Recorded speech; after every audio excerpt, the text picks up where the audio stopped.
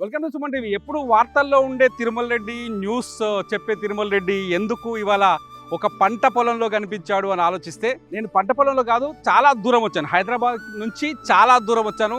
ఇక్కడ రావడానికి ఒక కారణం ఉంది, ఒక రైతు. ఆ రైతు పేరు వచ్చేసి బత్తుల కోటేశ్వరరావు. బత్తుల కోటేశ్వరరావు ఎక్కడున్నాడని వెతుక్కుంటూ వచ్చాను. వెతుక్కుంటూ వస్తే ఇది ఎక్కడంటే పల్నాడు జిల్లా బెల్లంకొండ మండలం పాపయ్యపాలెం అనే విలేజ్లో దొరికాట. ఎందుకు నేను బత్తుల కోటేశ్వరరావు వెతుక్కుంటూ వచ్చానంటే, ఆయన ఈసారి మిర్చి పంట వేశాడు ఒక ఎకరన్నర పొలంలో. ఆయన వేసిన మిర్చి కాపును చూసి ఆ పంట కాసిన తీరు నా దాకా వినిపించింది. నేను సుమన్ టీవీ రైతు కోసం కంటెంట్ చేద్దాం అనుకున్నప్పుడు కోటేశ్వరరావు పొలంలో మిర్చి పంట గురించి వీడియో చేయాలని నిర్ణయించుకున్నాను. అందుకనే కోటేశ్వరరావుని వెతుక్కుంటూ వచ్చాను. ఇదే కోటేశ్వరరావు ఫామ్. ఇక్కడ దాదాపు ఎకరన్నర విస్తీర్ణంలో కోటేశ్వరరావు క్రాప్ వేసాడు. చూడండి, మిర్చిని చూస్తుంటే అసలు ప్రాణం లేచొస్తుంది. క్రాప్ ఎంత బాగుందంటే, కోటేశ్వరరావు ఎంత కష్టపడ్డాడో దీన్ని కాపాడడానికి. మిర్చి పంట వేయడం అంటేనే రైతు ఒక ధైర్యం చేసినట్టు, ఒక సాహసం చేసినట్టు. ఎందుకంటే దాన్ని వేసిన తర్వాత విత్తనాల సెలక్షన్ నుంచి మొదలు పెడితే, ఆ విత్తనాన్ని మొలకలు అంటే నారు పోసి దాన్ని కాపాడుకొని పొలంలో విత్తిన తర్వాత దానికి తెగుళ్లు రాకుండా ప్రతి క్షణం దానికి పెస్టిసైడ్స్ అంటే మందులు కొడుతూ సస్యరక్షణ చర్యలు చేయాలి. సమగ్రమైన నీటి యాజమాన్య చర్యలు అంటే నీళ్లు సరిగ్గా చూడాలి, నీళ్లు సరిగ్గా పెట్టాలి ఆ పంటకి. ది సేమ్ టైం దానికి ఎటువంటి చీడపీడ రాకుండా సరైన సమయంలో పురుగు మందులు కొడుతూ ఉండాలి. ముఖ్యంగా మిర్చి పంటకు వచ్చే అతిపెద్ద కష్టం ఏంటంటే నల్లి. రైతుల పాలిట ఈ నల్లి అనేది అతిపెద్ద శని. ఎందుకంటే వాళ్ళకి మిర్చి వేసిన రైతుని నిద్రపోకుండా చేస్తుంది నల్లి. నల్లి వచ్చిందంటే మిర్చి అవుట్. సో నువ్వు ఏదైనా తీసుకో, ప్రపంచంలో ఎంత పెద్ద క్రాప్ అయినా సరే నల్లి అనేది ఆ మిర్చి పంటకి అతిపెద్ద శత్రువు అనమాట. ఆ నల్లి రాకుండా కాపాడడమే రైతు మొదటి లక్ష్యం.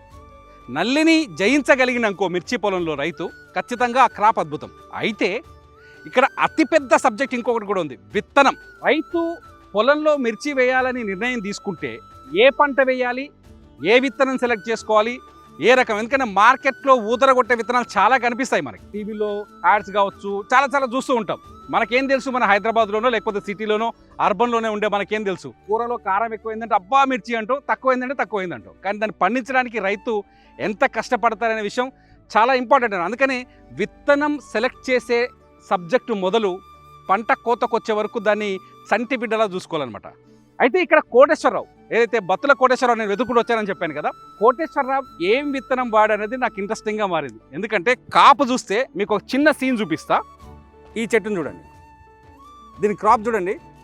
ఇది తేజ రకం అంటారు. మిర్చిలో తేజ రకం అనేది చాలా ఫేమస్, ఎక్స్పోర్ట్ క్వాలిటీ ఉంటుంది తేజ రకం.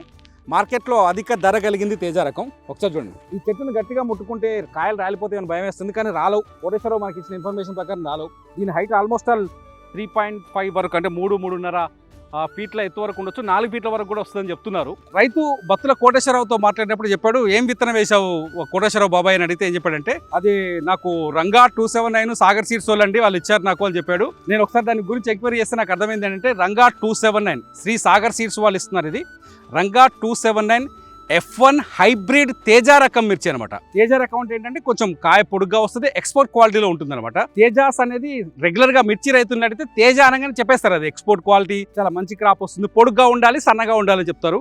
అదనమాట రంగా 279 లో ఇది F1 హైబ్రిడ్ తేజ క్వాలిటీ మిర్చి అనమాట. కోటేశ్వరరావు అడిగిన తర్వాత రంగా 279 ఎలా పండింది ఆయన మాటలు తెలుసుకుందాం పదండి.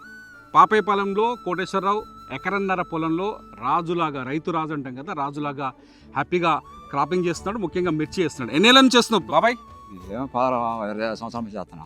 20 సంవత్సరాల నుంచి వయసులో. నీ వయసు 20 ఏళ్ళు ఉన్నప్పటి నుంచి, 20 ఏళ్ళు ఉన్నప్పటి నుంచి నా మిర్చి పంట వేస్తున్నాడు. మిర్చిలో నీకు ఎప్పుడైనా నష్టం వచ్చిందా, లాభం వచ్చిందా? ఎక్కువ సార్లు లాభం వచ్చింది. ఎప్పుడైనా లాభం వచ్చిందా? తేజ రకం పండిస్తే ఎట్లా వస్తుంది? వచ్చింది.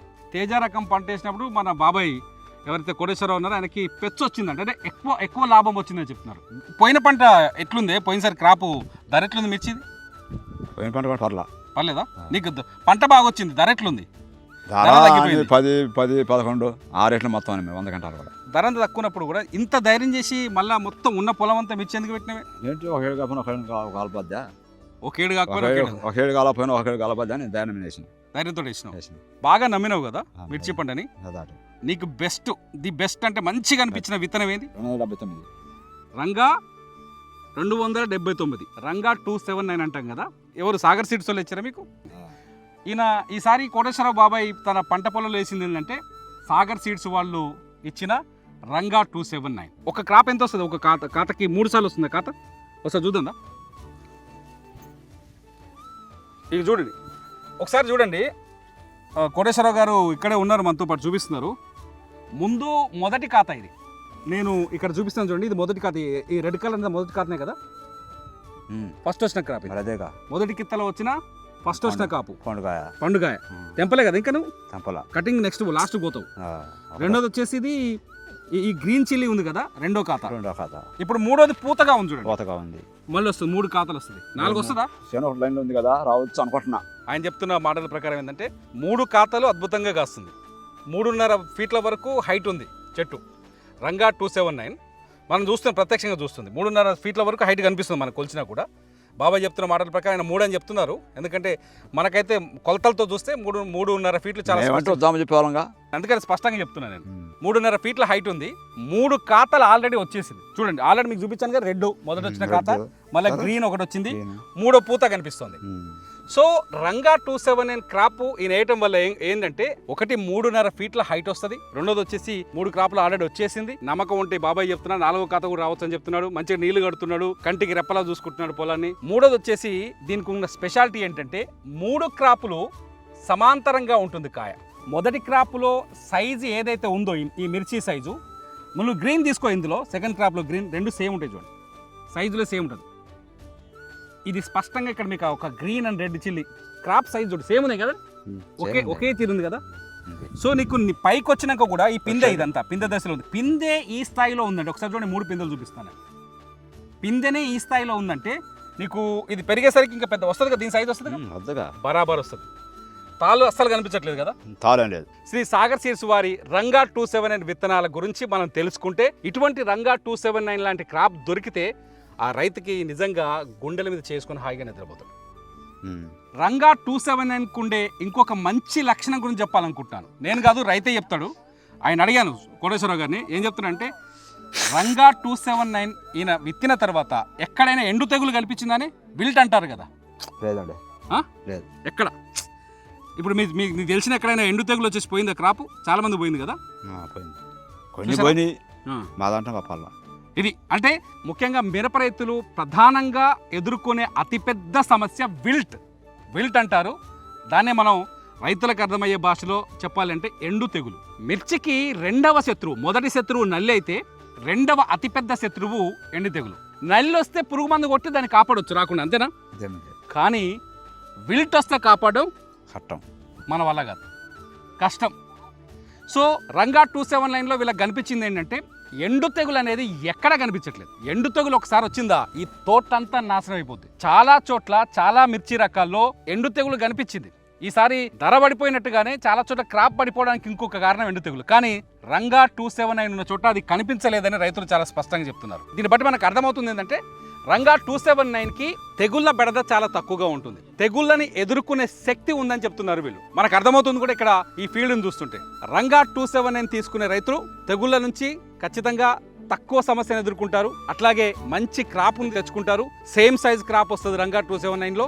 రంగా 279లో నాకు కనిపించింది, నేను ఈ ఫీల్డ్లోకి వచ్చి చూసింది కనిపించింది. మీరు ఖచ్చితంగా దీన్ని విశ్వసించవచ్చు, ఎందుకంటే ప్రత్యక్ష సాక్షి ఈ పొలానికి ఉన్న రైతు కోటేశ్వరరావు. శ్రీ సాగర్ సీడ్స్ వాళ్ళు ఇచ్చిన రంగా 279 క్రాప్ మిర్చి తేజ రకం విత్తనాల్ని విత్తిన రైతు అనుభవాన్ని నా టూర్లో చాలా స్పష్టంగా చూశారు కదా. రంగా 279కి మీరిచ్చే మార్కులు ఏంటి? రంగా 279 రైతు లైఫ్ని మారుస్తుందా లేదా? మీరేమనుకుంటున్నారో ఈ వీడియో కింద కామెంట్ చేయండి. చూస్తూనే ఉండండి సుమన్ టీవీ రైతు.